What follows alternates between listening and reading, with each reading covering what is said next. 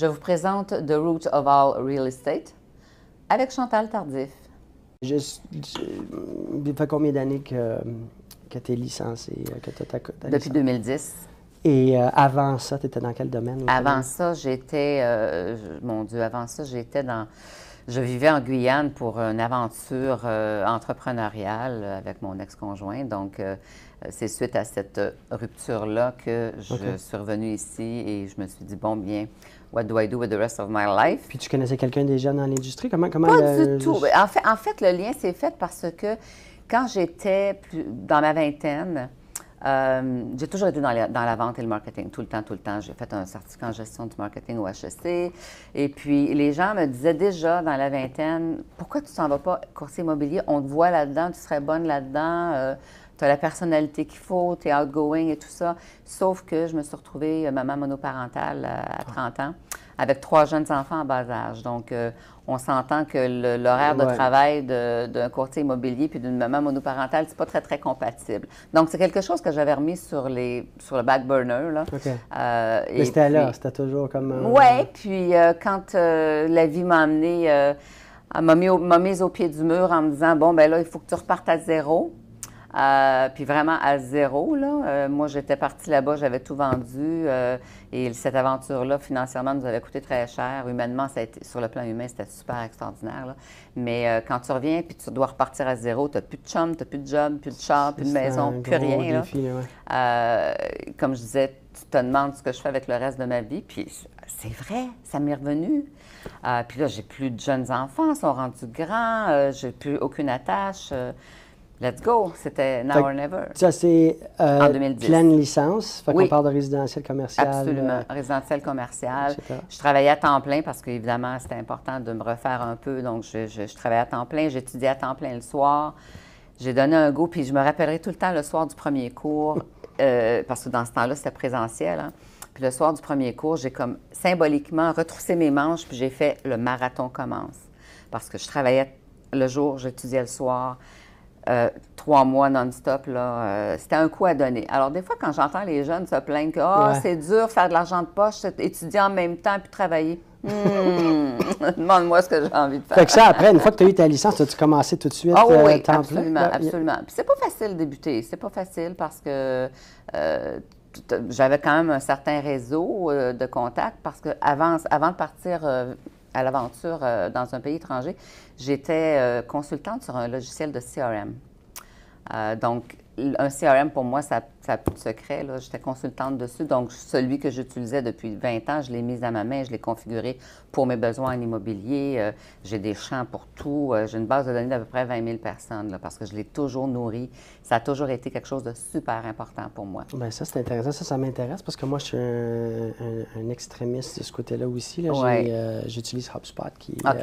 depuis à peu près une dizaine d'années. Puis j'ai créé des workflows, plein d'automatisation. Bien, c'est ça, exactement. Fait que je comprends l'importance, mais très peu utilisé à travers le Québec du côté de l'industrie de l'immobilier. Mais avant d'aller là-dedans trop profondément, fait que tu avais un réseau à cause de cette position-là. À cause que j'ai toujours été une entrepreneur, j'ai eu différentes business. Puis tu gardais fort probablement tout le temps. La base de données. Qui se nourrissait, qui s'agrandissait tout le temps. Et là, vous avez la preuve que... Moi, je dis toujours qu'on commence avec les gens qu'on connaît déjà, la base de données, network, etc. Il y en a qui vont dire, ben moi, j'en ai pas un gros. Moi, quand j'ai commencé en immobilier, j'avais 24 ans. J'en avais pas un gros network, fait que ça a été difficile. Mais tout ça pour dire que je parle souvent de gens qui ont bien réussi en immobilier ou qui réussissent plus facilement, on dirait, de l'extérieur. C'est ceux qui ont pris soin de nourrir leur carnet d'adresses et leur réseau de contacts. Parce que quand on parle de résidentiel, tout le monde va avoir un besoin ou aura un besoin pour un toit, que ce soit une location ou un achat. J'ai des gens qui m'ont appelé, là, et je te jure, ça faisait 10 ans qu'on s'était rencontrés dans une activité de réseautage quelconque ou peu importe, et qu'ils avaient gardé le même courriel et qu'ils recevaient mon infolettre. Sans nécessairement répondre ou te donner signe de vie. Absolument pas. Exactement. Quand il m'appelait, moi, quand quelqu'un m'appelle, je suis devant mon ordinateur et là, mon Dieu, puis là, je lui dis, « Et tabarouette, ça fait longtemps qu'on s'est parlé, Monsieur X, ça fait 10 ans dans telle circonstance. » Wow, ça Mais, OK, fait que là, quand tu as commencé, d'abord, ça ressemblait à quoi, là, les premiers 3-4 ans? Là? C'était plus facile que tu pensais? Un peu plus. On pense toujours que ça va être plus facile que ça l'est vraiment. Je pense qu'on n'est pas toujours assez bien préparé pour le nouveau courtier qui arrive, assez bien préparé à la réalité. Malheureusement, le public a souvent l'image du courtier qui passe ses journées sur un terrain de golf à serrer une coupe de poignée de main, puis qui fait beaucoup d'argent puis qui ne travaille pas fort, alors que c'est totalement l'inverse. Fait que ça, 3, 4 ans, 5 ans avant d'avoir, te rendre à une altitude de croisière? Oui, puis je te dirais qu'à ce moment-là, j'habitais à Laval. Quand j'ai commencé, quand j'ai débuté. Puis en 2017, j'ai changé de territoire complètement. Alors, je suis un petit peu repartie à zéro. Un autre défi. Un autre défi, mais quand on écoute les signes que l'univers nous envoie, ça fait longtemps que je voulais habiter dans les Laurentides. J'ai toujours dit que je suis une fille qui adore le plein air. Quand j'ai mes bottes de randonnée puis ma casquette, j'ai pas l'air de ça, mais j'adore faire du hiking, c'est ma passion.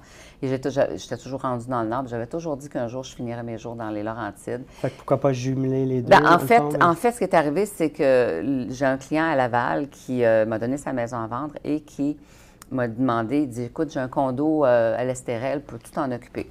Pourquoi pas, bien sûr.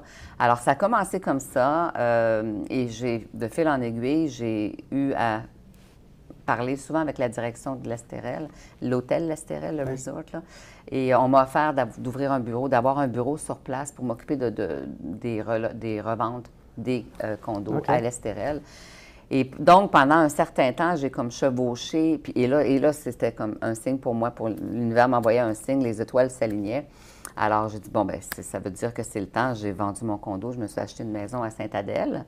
Et donc, j'ai transité un peu à cheval sur une clientèle de Laval et celle des Laurentides. Et tranquillement, bien évidemment, je faisais plus de développement à Laval. Je me concentrais sur les Laurentides. Ça, tu dis en 2017. 2017 et depuis, toujours dans les Laurentides. Oui. Est-ce que mais géographiquement, est-ce que tu te limites? Ah non, moi, je dis souvent à mon réseau, justement, si vous avez une référence à Montréal, je vais m'en occuper.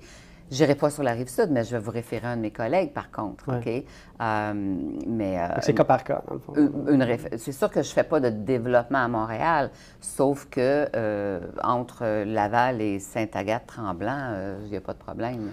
Si on retourne au CRM, là, comment que tu l'utilises aujourd'hui différemment? Parce que, puis pourquoi je pose la question, c'est que il y a eu beaucoup d'avancements, il y a eu beaucoup de nouvelles technologies qu'on peut jumeler avec le CRM traditionnel. Beaucoup de gens vont regarder peut-être des courtiers plus, vont parler de prospect en tant que CRM, qui pour moi est une vieille plateforme. Sans, je ne dis pas ça là, pour être méchant. On ne dénigre pas, non. mais c'est pas, il n'y a pas beaucoup d'intelligence dedans, d'intelligence artificielle ou d'automatisation. La possibilité, puis l'intégration de d'autres applications. Est-ce que pour toi, aujourd'hui... celui que j'utilise, moi, s'appelle ACT. Ah oui, j'avais ACT il y a plusieurs années. C'était Sage? Toujours, non, maintenant, ça appartient à... oui, Sage. C'était une très bonne... très bonne. Je sais que c'est toujours... mais je l'ai utilisé pendant longtemps. Oui. Alors, moi, c'est ça. Je l'ai développé, je l'ai vraiment personnalisé, configuré avec des champs spécifiques. J'ai automatisé pour chaque étape, donc l'inscription, l'arrivée d'une promesse d'achat, la réalisation des conditions, tout ça pour chaque étape d'une transaction. Il y a des actions qui se génèrent. Et puis, j'envoie mon infolettre une fois par mois. Est-ce que tu as l'intégration peut-être des réseaux sociaux avec ACT? Ou, pas encore tant que ça. Par contre, s'intégrer avec Outlook, avec ma suite Office. Donc, quand j'ai à peu près, je sais pas moi, 100-150 templates de courriels, déjà tout fait. Nouvelle inscription, merci de votre confiance, blablabla, ça part. Fait que ça vient de où, ça, cette façon de penser avec les templates? Bien, c'est parce que ça fait 20 ans que je l'utilise. Non, mais mais je rencontre des courtiers fréquemment qui vont utiliser un CRM, mettons, mais qui ne vont pas se donner... Ce que tu dis, ils ne vont pas l'utiliser de voir à son plein potentiel. les trends. Puis écoute, je réponds tout le temps un peu la même affaire dans ce scénario-là. Je vais me créer un template ou un snippet ou quelque Quand je chose. dis à un client, je vais vous envoyer des références d'inspecteurs, bien, mon template référence d'inspecteur est déjà fait, référence Et ça, c'était à cause que tu as été dans le monde de l'entrepreneuriat ou tu as eu des rôles probablement qui... Bien, j'ai toujours travaillé en marketing tout le temps, en vente, en marketing. Donc, j'ai ce minding de comment je peux mettre en valeur mon réseau de contacts. Un exemple, si j'ai eu un chalet locatif à vendre, puis j'ai 100 personnes qui m'ont appelé pour avoir de l'information, bien, ces 100 personnes-là sont reliées à un groupe de chalets locatifs, puis à la minute que j'ai une autre inscription similaire, il y a un courriel qui part directement à ce groupe-là, très, très, très ciblé. Oui. As-tu intégré aussi peut-être les messages textes là-dedans? Ça, je trouve ça plate parce que je ne l'ai pas encore. Puis j'ai hâte de voir comment, parce que de temps en temps, quand j'ai des messages textes qui sont d'importance, j'essaie de dire à mes clients de ne pas envoyer des choses importantes sur les messages textes, d'utiliser le courriel pour garder un meilleur tracking. Et c'est important, le tracking, on le sait, hein? Bien, moi, c'est pour ça que je vis avec cette plateforme-là. Et tout est connecté et relié. Exactement. Mais il reste à connecter les textos d'une certaine façon. Mais le tracking est important parce que j'ai eu un cas où j'ai dû poursuivre un client qui a essayé de m'en passer une petite bite, là. Et flagrant, de façon flagrante. Bien là, on parle du côté plus négatif de pourquoi on doit... Oui, bien, pour se défendre soi-même, des fois. Mais il y a aussi pour le positif qui est de voir, OK, comment je me suis rendu ici. Mieux servir. En fait, moi, j'ai toujours dit, quand je consultais, parce que je faisais les consultations avec les petites entreprises, et je leur disais tout le temps, qu'est-ce que vous avez besoin de savoir sur votre client pour être en mesure de mieux le servir? Alors, toute information, si un client me dit, bien là, c'est parce que mon père, il est en fin de vie ou peu importe, je prends des notes. Mais là, les gens me disent, t'écris tout ça? Oui, j'écris tout ça. Ça ne rentrera pas là tout seul dans mon CRM. Garbage in, garbage out. OK? Donc, oui, tu dois prendre le temps de... Mais ça te rapporte à la fin. Oui, puis aujourd'hui aussi, moi, j'utilise beaucoup le dictating option. Ça va plus vite pour moi, parce que je ne tape pas très bien. Non, bien, c'est ça. Je le fais vite, puis je lis sur mon téléphone, c'est relié au CRM. Exactement. J'ai découvert, ça fait pas si longtemps que ça, que je pouvais dicter mes courriels avec la suite Office qui a un microphone intégré. Là, je m'en utilise, je jubile à utiliser ça, là, parce que je tape très vite, mais ça va encore plus vite. Ça va encore plus vite, puis ça m'amène à penser à l'intelligence artificielle. Quel autre aspect, s'il y a, est-ce que tu utilises pour... Je vais avouer candidement que j'ai commencé à utiliser ChatGPT pour la description de mes propriétés. Donc, ça aussi, ça nous permet d'être encore plus efficace. Pour ton contenu aussi sur les réseaux ou non? Pas tant, non, pas tant. Pas encore. J'ai une entreprise qui fait du posting pour moi sur mes réseaux sociaux. Je me dis tout le temps, il faudrait que je fasse plus de vidéos, mais à un moment donné, il y a juste 24 heures dans une journée. Aujourd'hui, tu auras la chance d'utiliser ce qu'on fait, puis pour le remettre. Mais je voulais te poser la question, comme côté défi aujourd'hui, ça ressemble à quoi? Parce que là, ça fait quand même un certain nombre d'années. C'est pas les mêmes défis au même moment de notre carrière, notre entreprise. C'est quoi, ça serait quoi si tu en avais un, mettons, qui est ressorti? Les défis, c'est justement de se démarquer de la compétition, parce qu'il y en a beaucoup. Donc, c'est un gros défi. Il faut toujours travailler fort pour ça. Il ne faut pas s'asseoir sur ses lauriers. Non. Jamais. Moi, ma clientèle dans le Nord est composée beaucoup de baby boomers qui veulent downsizer. Et ça m'a aidé beaucoup à développer mon empathie parce que ces gens-là ont de la... En fait, ils ne veulent pas vendre.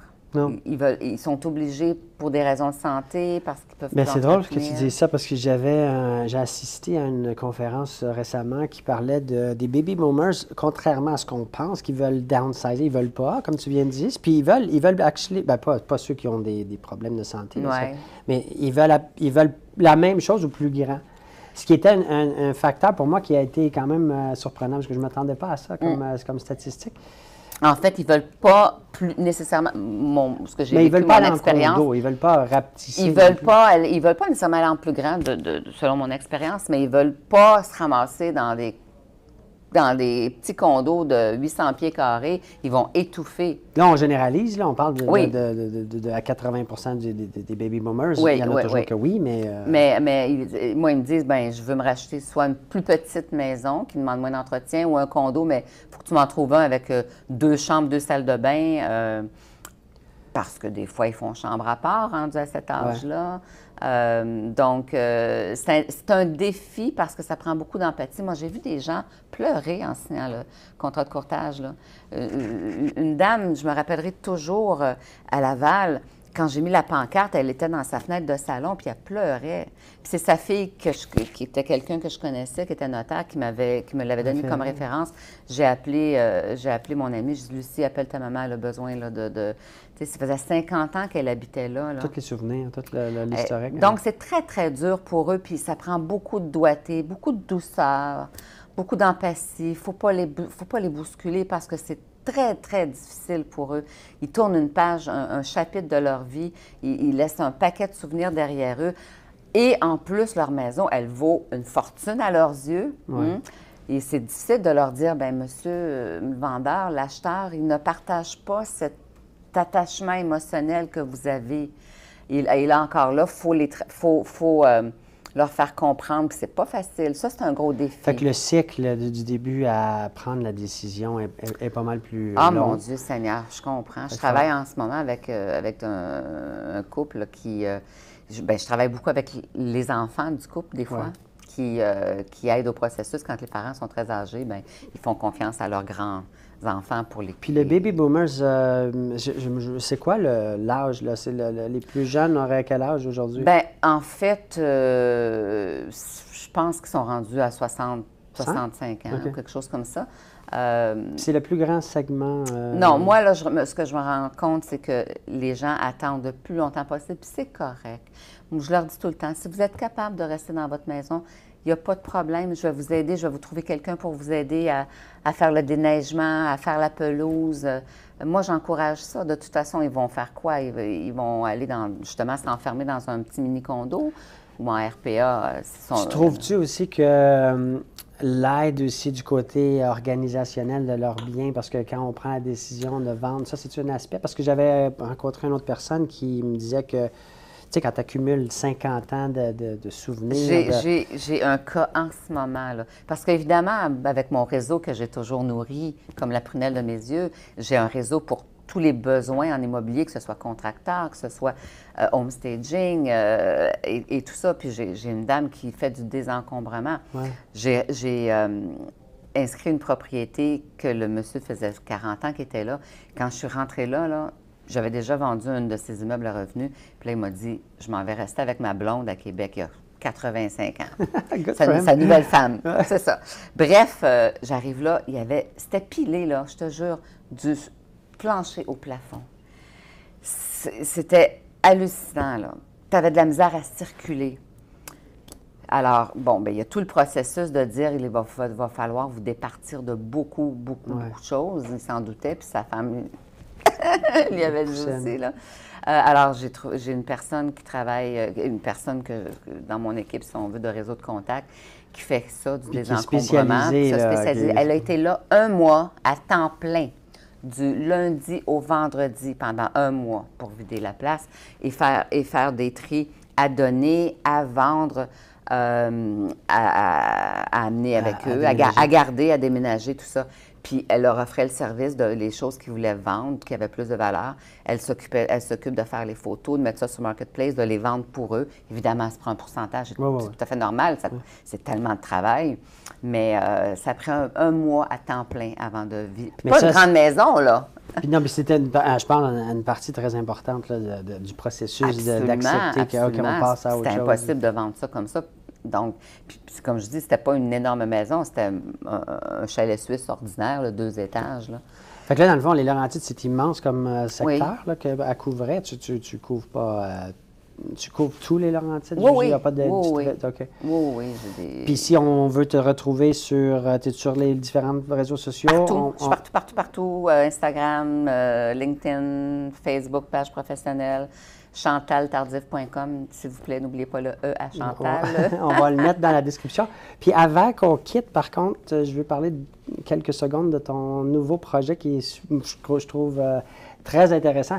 On n'ira pas dans les détails pour l'instant, mais veux-tu nous en parler un petit peu? Je reste un peu discrète parce qu'on est à l'étape de développer le prototype, mais c'est une application qui va permettre aux propriétaires de garder la valeur de leur maison en concentrant toute l'information sur leur maison, que ce soit les documents, les factures de rénovation, tout ça. Pour ceux qui connaissent le principe du Carfax, imaginez un Carfax pour une maison. Donc, ça va faciliter parce que vous savez, aujourd'hui, il y a 2 ans, la déclaration du vendeur faisait 6 pages. Elle en fait maintenant 13 pages. Et ça, c'est un autre gros défi quand on est avec des personnes qui habitent là depuis très longtemps, qui ne se rappellent pas de grand-chose, puis qu'on a 13 pages de questions à leur poser. C'est long. ça prend beaucoup de patience. Ça va venir assister et aider énormément dans le travail du courtier qui a besoin des documents importants.